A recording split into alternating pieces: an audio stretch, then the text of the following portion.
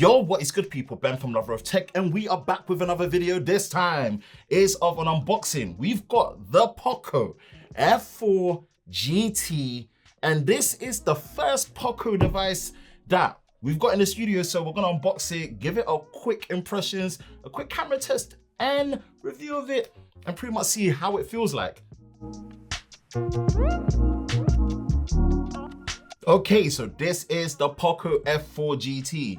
Yep, checking all out and seeing what we've got here. And this is the stealth black model. Ooh, they give me that spec one, which is the 256 of storage and 12 gigabytes of RAM. And this is obviously powered by the Snapdragon 8 Gen 1 4nm process, Qualcomm powered, 12 gigs, 256 gig, 64 megapixel main camera, and 4,700 milliamp hour battery with 120 watt wire charging. Boom, let's get into it quickly and then take this outside before it gets too dark too quickly, as it does in winter in the UK. And let's test out how the camera experience is like against, obviously, the Pixel 7, because funny enough, I didn't realize that this device, in terms of cost and performance, is very comparable to the Pixel 7, because this, you can get it for around £590, just shy of 600. All right. We've got this right here, bang. Okay, put this to the side. Let's get it. POCO. Woo. All right, we've got the phone right there. Nice, put this to the side.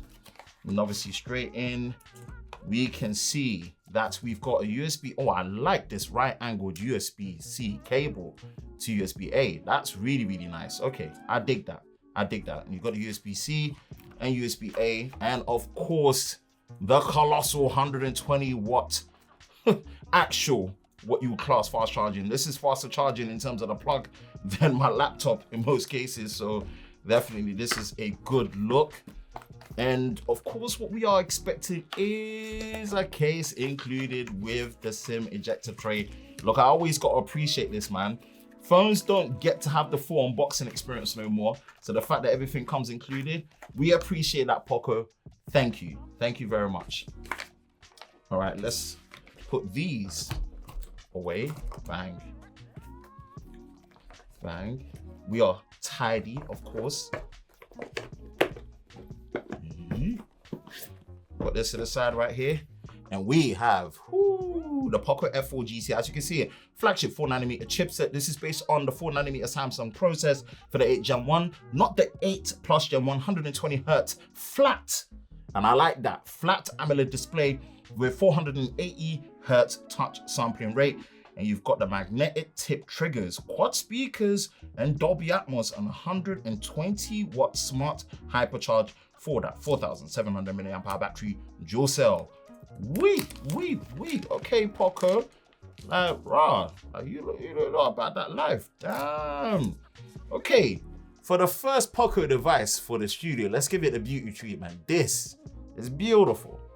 Wow. £590, yeah? I really do dig this design straight away, in the feel. Some matte finish. Oh, this is so much better. Oh, look at that. Look at that. This is gaming first in mind. Look at those triggers. Look at those triggers. My goodness. Okay, you got the triggers on the side, power button. You can lock them in and bring them up. Okay, that's all right. You know what, yeah? That is flipping sick. That's actually sick. That is flipping clutch. And I love the fact that you've got the volume rocker on the opposite side, directly adjacent, symmetrical, which is exactly what we want right there. And we've got the SIM ejector tray right there as well. IR blaster, again, you got to give it to POCO. They still do that. You know what, yeah, this phone, so far as first impressions go, this is impressive. Pre-applied plastic screen protector that's on there on a flat display. Yeah, you know what?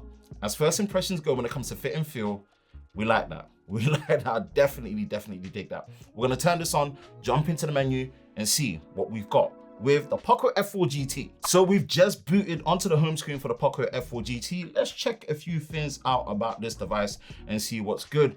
Yes, we go here. In terms of Android version, we do have Android 12, not 13. So just consider that compared to the comparable competition. You've got Android 12 in here, not Android 13, and the latest security patch is on the 9th, well, not the 9th, the 1st of September, beginning of the month. If you check for updates, nothing available because we've updated it to the latest version. All specs, and as you can see right here, we do have the 12 gigabytes of RAM with 3 gigabytes of RAM extension from the storage, and Snapdragon 8 Gen 1 with the octa-core processor on a 4nm process, 256 gigs of storage, and 12 gigs of RAM.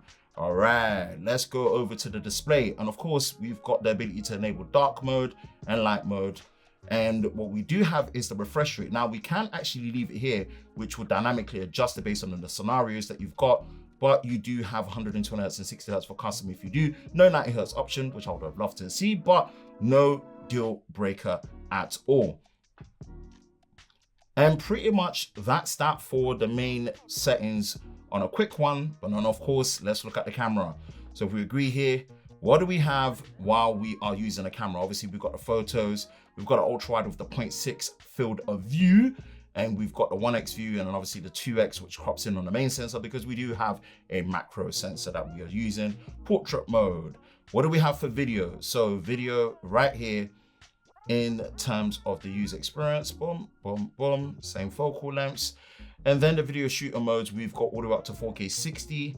And that is not on the ultra wide because the ultra wide is only 8 megapixels and that goes up to 1080p 30. So I like how it communicates that and lets you know 1080p 60, 4K 30, and 4K 60 frames per second. And obviously that's cropping on the main sensor. On the selfie, what do we have? On the selfie, up to 1080p 60 frames a second. So that is an interesting one. Obviously we've got the pro mode, boom, boom, boom, portrait, as well as more options from night mode, the dedicated 64 megapixel mode as well, vlog, panoramic, slow motion, time lapse, and all of the different things that you've got with dual video, long exposure.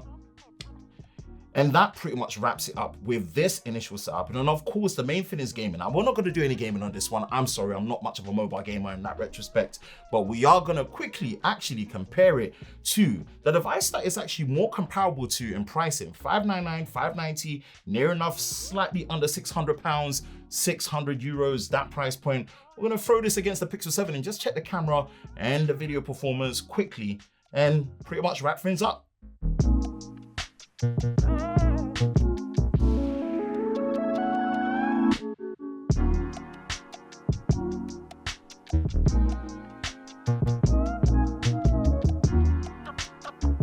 We interrupt this unboxing with a message to let you know that there will be a gaming test on a POCO F4 GT. I know I said no gaming test, but our resident intern Matthew loves mobile gaming and was eager to showcase this while helping with the recording of this very video. So give him a follow and the support. And now for the gaming test. So as you already know, the POCO F4 GT has got itself triggers at the front, reason being because as it's meant to appeal to mobile gamers, it gives you a more tactile feeling as opposed to using a touchscreen. I'll tell you now, it's great to use, and to be able to assign those triggers to on-screen buttons is much better implemented than having to use a controller because not all games actually support controllers. As an example, PUBG is only touch only, but COD Mobile does support controllers. But having less bulkiness and all being slimlined into one phone is just great in my opinion. It's great to use. And gaming on it feels great as well. Having that high refresh rate screen is amazing. And the Snapdragon 8 Gen 1 being able to pump up the graphics all the way up to the highest there is. So as you'll see now, playing PUBG, it feels smooth all around. Having the triggers here, if I can jump and get a gun, I'll be able to show you how it feels compared to using a touchscreen. So as we're now fighting on the ground, I can show you how the triggers actually work. So at the top here, there's a set of triggers for left and right, and I was handing to the aim and shoot buttons for PUBG. So if I only touch the triggers and just aim upwards, I'm not touching the screen at all. It feels amazing to use, and be able to set up is very easy. As you can see, if I can just swipe onto here, it gets up the game turbo setting.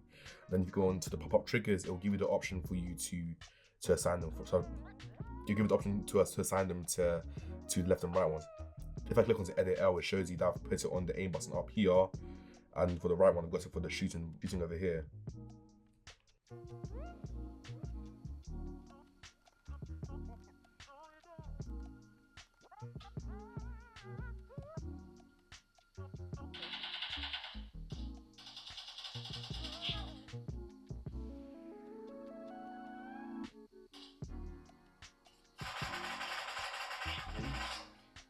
Whew. I know I said no gaming, but you know what? Shout out to Matthew, man. He will pretty much be our resident in-house gaming tester. Way more interest than I do, and also with the camera test as well. So hopefully you enjoyed this initial unboxing impressions, slight review, camera and gaming in there of the POCO F4 GT. And that's it for me, Ben from Lover of Tech. If you enjoy videos like this, you know exactly what to do. Hit that like button, hit that subscribe button, hit that notification bell so you're part of Team TLS, the Tech Lover Squad, so you don't miss any future videos on the channel. I hope you're all safe during this time, and we'll catch you in the next one. Peace.